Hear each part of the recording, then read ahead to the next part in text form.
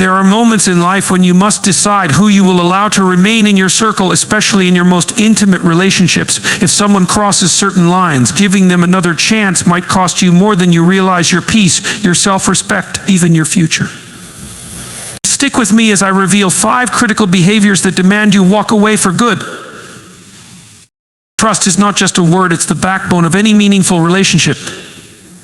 When someone breaks your trust, it's as if they've taken the fragile framework of your connection and smashed it against the cold, hard ground. You might try to pick up the pieces, gluing them back together, but the cracks, they remain. And these cracks, they don't just distort the surface, they change the very essence of what you once had. Every glance, every word, every moment together becomes shadowed by the question, can I trust them again? Think about it. Trust is not simply believing that someone won't harm you. It's the confidence that they are on your side, that they'll honor the shared understanding between you. It's about knowing deep in your bones that this person values you enough not to betray you. When that's broken, when your partner lies, cheats, or hides significant parts of their life, they don't just harm the relationship, they harm you. They leave you questioning your judgment, doubting your ability to discern truth from deception. And that self-doubt, it's corrosive. It eats away at your confidence, your peace of mind, your ability to feel safe. Now, some people will tell you that trust can be rebuilt, and maybe in some cases it can, but it's never the same. It's like a mirror that's been shattered. You can piece it back together, but every crack distorts the reflection. The person who broke your trust has forced you to live with those distortions. And here's the thing, it's not just about what they did, it's about what they've shown you about who they are. A betrayal of trust isn't just a mistake, it's a revelation. It's a window into a part of their character that was hidden from you. When someone betrays you, it's not just a one-time act, it's a ripple effect. It affects how you see them, how you see yourself, and how you interact with the world. You begin to anticipate hurt, to shield yourself, to question motives. And that's no way to live. Relationships are meant to be sanctuaries, places where you can lower your guard, where you can be vulnerable without fear. If trust is gone, that sanctuary is gone too. Disrespect, now that's another beast entirely, but one that often walks hand in hand with broken trust. Disrespect isn't always loud. It doesn't always come in the form of harsh words or blatant disregard. Sometimes it's subtle. It's the dismissive glance, the rolled eyes, the way they interrupt you mid-sentence, as if what you're saying doesn't matter. It's the little digs disguised as jokes, the way they brush off your concerns with a laugh or a wave of the hand. But here's what's insidious about disrespect. It's cumulative. It builds one incident on top of another until one day you look back and realize you've been shrinking. You've been bending yourself into shapes to avoid conflict, to keep the peace, to feel valued. Disrespect chips away at your sense of worth, eroding the boundaries that protect you. And the moment you tolerate it even once, you've opened the door for it to happen again. Respect, like trust, is foundational. It's the acknowledgement of your humanity, your individuality, your worth. When someone disrespects you, they're essentially saying, you don't matter as much as I do. Your thoughts, your feelings, your boundaries, they're secondary to my wants and needs. That's a dangerous dynamic, and if it's persistent, if it becomes a pattern, it's not just disrespect anymore, it's a power play. It's an assertion of dominance, a way of keeping you small so they can feel bigger. Disrespect doesn't always look the same, but its impact is universal. It creates a dynamic where one person feels entitled to disregard the other's needs and boundaries. And if you accept it, if you make excuses for it, you're complicit in your own diminishment. It's a slippery slope, one that leads to resentment, frustration, and ultimately the breakdown of any genuine connection. Trust and respect, they're not just nice to haves, they're the bedrock of any healthy relationship. Without them, you're not building a partnership, you're constructing a house of cards. And when the inevitable storm comes, it all falls apart. Manipulation is a subtle and corrosive force. It doesn't announce itself loudly, it creeps in quietly, disguising itself as care or concern, leaving you second-guessing your own reality. A manipulative partner doesn't just act, they calculate. They twist situations to suit their narrative, to bend the truth, to make you question your own perceptions. It's insidious because it often starts small. A little comment here, a subtle guilt trip there. But over time, it builds into a web of control that traps you before you even realize you're ensnared. Think about it. Manipulation isn't about love or connection, it's about power. It's about one person exerting control over another, shaping their thoughts, their feelings, their decisions. And it's deceptive because it often comes cloaked in the guise of good intentions. I just want what's best for you, they say, but what they mean is, I want you to do what's best for me. They use your empathy against you, your desire to keep the peace, to make things work. They exploit your kindness, turning it into a weapon they wield to maintain their grip.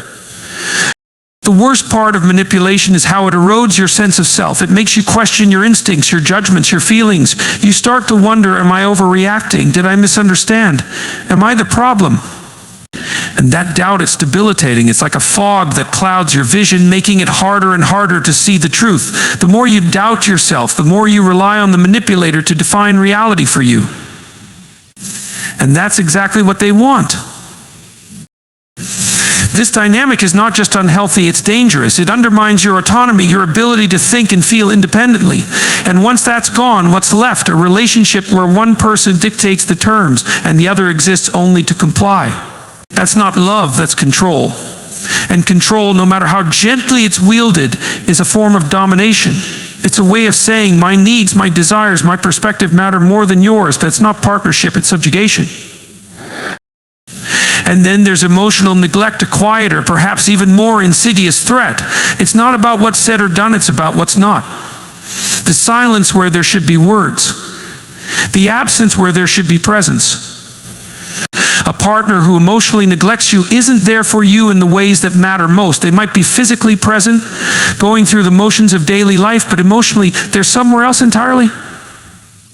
This kind of neglect leaves a void, a chasm in the relationship that you can't quite put into words. It's the feeling of reaching out and finding nothing, of speaking and not being heard, of needing and not being met. Over time, this absence starts to feel normal, but it's not. It's not normal to feel alone when you're with someone. It's not normal to carry the weight of a relationship on your own, to pour yourself out for someone who gives nothing in return. Emotional neglect isn't just about a lack of care, it's about a lack of regard. It's about a partner who doesn't see you, who doesn't value your emotions, your experiences, your humanity. And the message it sends is clear: you don't matter. That message, whether spoken or implied, is devastating. It chips away at your self-worth, leaving you feeling invisible, unworthy, unimportant. What makes emotional neglect so harmful is its subtlety. It doesn't leave bruises or scars. It's not loud or obvious, but it's just as damaging, if not more so. It's a slow erosion, a gradual wearing down of your sense of self. It leaves you feeling empty, disconnected, and alone. And the longer it goes on, the harder it becomes to believe you deserve anything better. Manipulation and neglect, these are not the hallmarks of love. They're not the foundation of a healthy, thriving relationship. They're symptoms of something broken, something toxic, something that cannot be fixed without a fundamental shift in the dynamic. And the first step in making that shift is recognizing these behaviors for what they are. Because once you see them, you can't unsee them. You can't pretend they're not there. And you can't ignore the toll they're taking on your heart, your mind, your soul. Abuse is a line that should never be crossed. It's not something that can be excused or reasoned away. It's a direct attack on your dignity, your humanity, your very sense of self. Whether it's physical, emotional, or even verbal, abuse tears at the fabric of who you are. It's not just the act itself, it's the aftermath, the way it lingers, the way it reshapes your world. Physical abuse is the most visible, the easiest to identify, and yet even here, the lines can blur. A shove in anger, a hand raised but not struck, it's all part of the same pattern. And the pattern is what matters. It's not just about isolated incidents, it's about the way one person establishes dominance over another. Using fear and intimidation as their tools, the bruises fade, but the fear doesn't. It seeps into your bones, into your thoughts, into your dreams. It's there when you wake up, a shadow that you can't escape. But emotional abuse, it's quieter, harder to see, yet just as devastating. It's the constant criticism, the put-downs disguised as jokes, the way they make you feel small. It's the way they chip away at your confidence, your sense of worth, your belief in yourself. It's the manipulation, the gaslighting, the way they twist your reality until you don't know what's true anymore. Emotional abuse isolates you, makes you doubt your own mind, your own experiences. It makes you feel like you're the problem. Like if you could just be better, quieter, calmer, less demanding, things would improve. And here's the thing about abuse, it doesn't just harm you in the moment. It changes you. It leaves scars that don't heal, wounds that don't close. It shapes the way you see yourself, the way you see others, the way you see the world. It makes you smaller, more afraid, more guarded. It teaches you not to trust, not to hope, not to believe in the possibility of love. The partner who abuses you isn't just hurting you, they're betraying the very foundation of what a relationship should be. They're taking the trust you've given them, the vulnerability you shared, and they're using it as a weapon against you. And no amount of apologies, no promises to change can undo that damage. And then there's accountability, or the lack of it. A partner who refuses to take responsibility for their actions is telling you in no uncertain terms that they are unwilling to grow. They are unwilling to face their own flaws, to acknowledge the harm they've caused, to make amends. And without accountability, there can be no change. Think about it. When someone hurts you, whether intentionally or not, the first step toward healing is acknowledgement. They have to see what they've done, admit it, own it. They have to understand the impact of their actions, not just on you, but on the relationship as a whole. Without that, there's no foundation for growth, no hope for repair. But a partner who lacks accountability doesn't just avoid blame, they shift it. They make excuses, point fingers, find ways to justify their behavior. I was stressed, you made me do it. It's not a big deal. These aren't just excuses, they're dismissals. They're ways of minimizing your feelings, your experiences, your pain. And over time, this lack of accountability wears you down. It makes you feel like you're the one who's always wrong, always overreacting, always to blame. It creates a dynamic where one person is constantly taking responsibility for their own actions, for their partner's actions, for the health of the relationship. And that's not sustainable. That's not fair.